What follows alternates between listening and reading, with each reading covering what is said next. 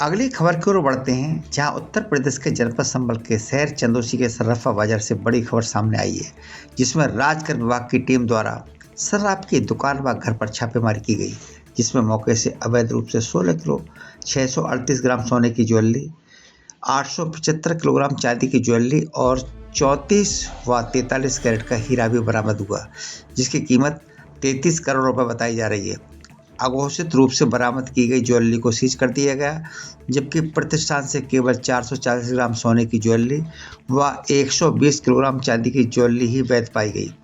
विभाग द्वारा press note जारी कर मीडिया को जानकारी दी गई। विभागीय अधिकारी ने बताया कि राजकर विभाग को लगातार सूचना मिल रही थी कि व्यापारी द्वारा सोने चांदी के बढ़ते दामों का फायदा उठाते हुए अवैध दस्तावेजों के आधार पर खरीद व बिक्री की जा रही थी। इसी आधार पर अपर आयुक्त RA सेठ के निर्देश पर जांच शुरू की गई, जिसमें 1 महीने की निगरानी के बाद चंदौसी के एक ज्वेलर्स को चिन्हित किया गया। मुरादाबाद जोन की प्रवर्तन विंग की 10 सदस्यीय टीम ने ज्वेलर्स के शोरूम व आवास पर एक साथ छापा मारा। तलाशी कार्य 21 घंटे तक जारी रहा।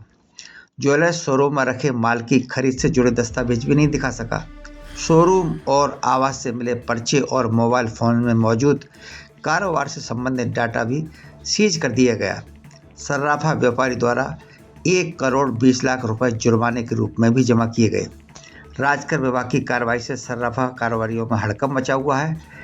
कार्यवाही में उपायुक्त वामदेव त्रिपाठी, उपायुक्त उत्तम तिवारी, सहायक आयुक्त रणंजय यादव, अखिलेश कुमार, पूजा दीक्षित, राहत चांद, रूपम उपाध्याय, अरविंद कुमार, धीरज व विजेंद्र सिंह शामिल रहे।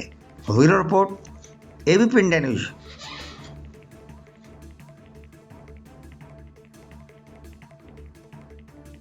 मेरे सामने आया कि GST का छापा पड़ा है और अधिकारी लोग जो व्यापारी हैं वो बहुत ही आक्रोश में हैं और वो लोग मुझसे मिले तो मैंने उनके लिए जिलाधिकारी महोदय, कप्तान और GST के मंडल के सब अधिकारियों के लिए बुलाया और व्यापारियों की बैठक कराई, जिसमें बैजोई के व्यापारी भी थे और चंदौसी की बहुत बड़ी मात्रा में व्यापारी पहुंचे। और उनके साथ में जो वार्ता हुई वो ये हुई कि जब भी छापा पड़े तो हमारे किसी व्यापारी के साथ में अभद्र व्यवहार नहीं किया जाना चाहिए। और उसके जो जैसी शिकायत की थी व्यापारियों ने कि अभद्र व्यवहार किया जाता है, कोई पास में नहीं होता, अकेले में पकड़ लिया जाता है, तो 2 परिवार के लोग होंगे और 2 व्यापारी प्रतिनिधि होंगे उसमें, जिससे वो व्यक्ति शांतिपूर्वक अपनी सारी बातें बता सके और GST के अधिकारियों के लिए अवगत करा सके। तो ये बात जो है प्रशासन के बीच में हुई है और जिससे सारे व्यापारी हमारे खुश हैं। किसी प्रकार की कोई भी परेशानी नहीं है, GST के लिए कोई रुकावट नहीं है।